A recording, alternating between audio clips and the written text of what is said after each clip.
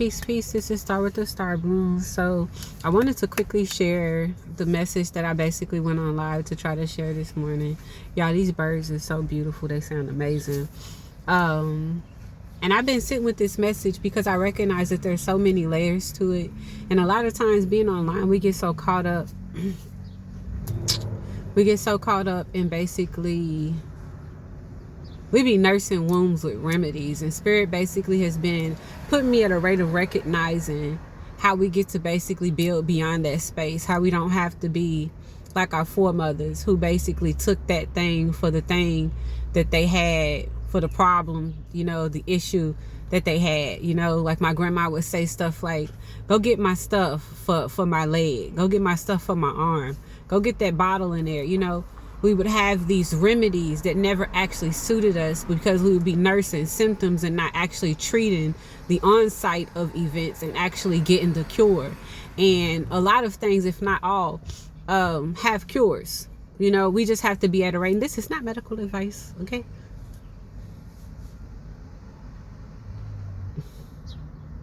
Okay? Please seek professional help with whatever it is that you are dealing with or ailing with, okay? Thank you, Spirit. Thank you to Archangel Michael for covering, cloaking, protecting, and shielding me. We like to thank you for covering us in any and all ways. Anyone who is sending any etheric, energetic, mental, third eye, crown chakra attacks at this time, may that energy be transmuted into source light, cultivated at the highest vibrational frequency, and brought back to us as we multiply in these spaces and in these realms at this time. Thank you to our guardians, our ancestors who are here with us, walking and aiding us at our highest vibrational frequency and aligning us to that which is true. Thank you to the Most High. We ask that what comes through us is spoken through you for our highest and greatest good. Abracadabra, make it so. I say Ashayo. So first of all, I wanted to say that before I continue. So last night, basically, I was in this rate, like I said, of recognizing how we get to build beyond the spaces. A lot of the times when we have basically made certain connections to layers of awareness, we recognize how it's in the blood. What you're healing is in the blood. You know, what you've come into is in the blood. Your activations are in the blood, right? A lot of people aren't aware that they're only using a certain percentage of their DNA. So when you start to basically being at a certain rate within yourself, certain frequency within yourself, you basically have the opportunity to actually align to certain things that allow your body to come into a certain rate. So what do I mean by that?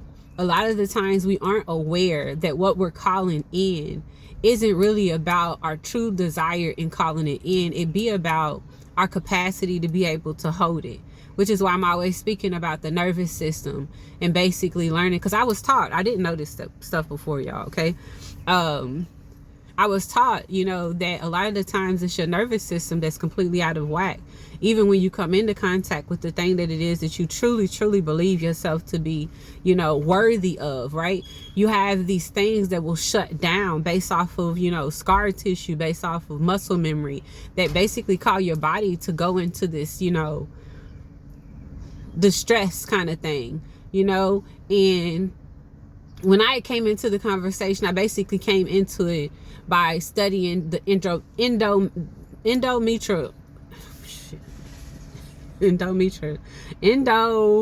listen, y'all, why come I can't say it? Maybe I don't want me to say it because it don't have nothing to do with this life.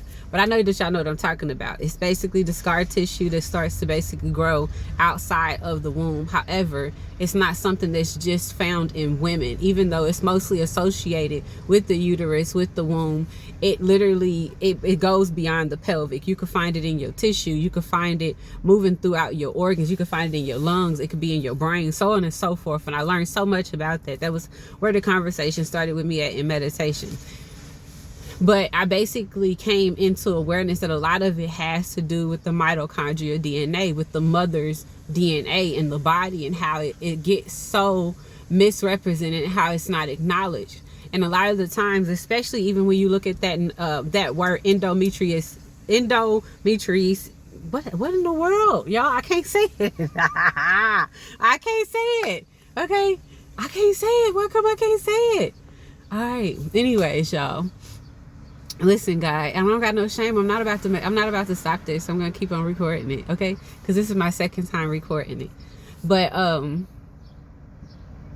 that word itself is so masculine. I believe it had like 8 masculine numbers and 4 feminine numbers, and the energy of it basically ended up being 66, which I think ended up being like a 21-3 or a 12-3, depending on how you look at it. The word itself, anyways, it's a divine trine there that is basically ushering us to a different layer of understanding. And when you recognize the root that's internal with it, you get to basically be at a certain rate.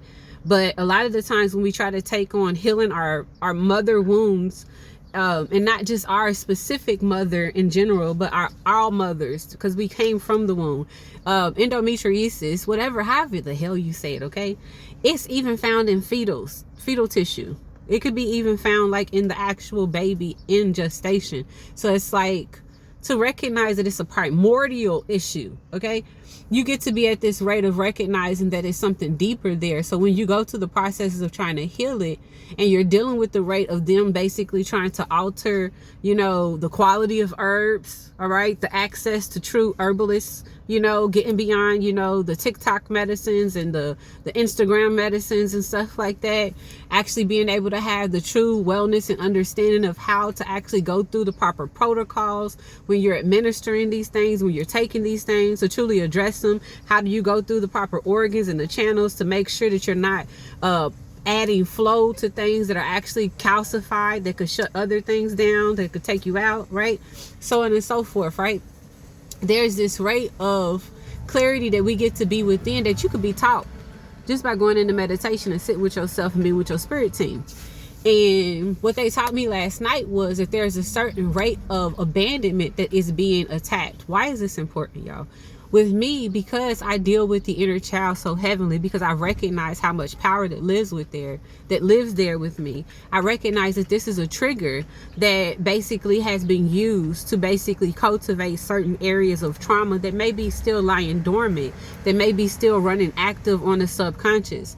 And abandonment is something that goes so deep within the tissue that you might not necessarily be able to properly address it on the surface, even though you may just want to, right?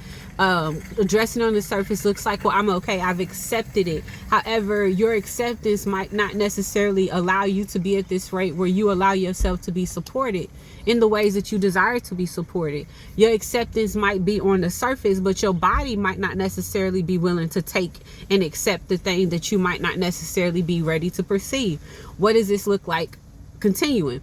Sometimes it looks like you saying, I forgive this space that didn't allow the certain rate that I desired or required. However, your body is still waiting on the apology, right? However, your mind may be still waiting on being able to have the conversation. You might still be in this place of wanting to have, okay, we can't always control that. We don't always have the option of basically being able to be in the position to factor in other people's free will and how they're willing to show up for us to be able to heal. But you get to heal, right? You don't have to be triggered into different rates of your trauma. You get to move through these things. One of the best things about dealing with your inner child is recognizing that you have the opportunity and privilege to build beyond the spaces in the race where other people are in agreement. A lot of the times it could look like you come into certain race of understanding by going through prompts. One of the prompts that I basically live with is, what is it that I'm not willing to forgive? What is it that I'm not willing to forgive? What is it that I'm not willing to forgive? And I allow that thing to be what it is. I don't judge it. What is it, and what is this doing to my vessel? Okay, because you get to be at awareness of what weight you're carrying with the decision that you've made. How am I willing to change? With these 3 prompts you will be able to actually discover a different rate where you'll be able to actually perceive yourself, not judge, not change, not alter, but accept, because that is the opposite of the abandonment. And you'll allow an egress to start to flow. So when you start to administer the herbs and stuff that you're going to apply, that you're going to basically start to become more aware of, doing your own research, it'll basically all work together. It's about holistic healing, y'all. Okay, peace. I hope this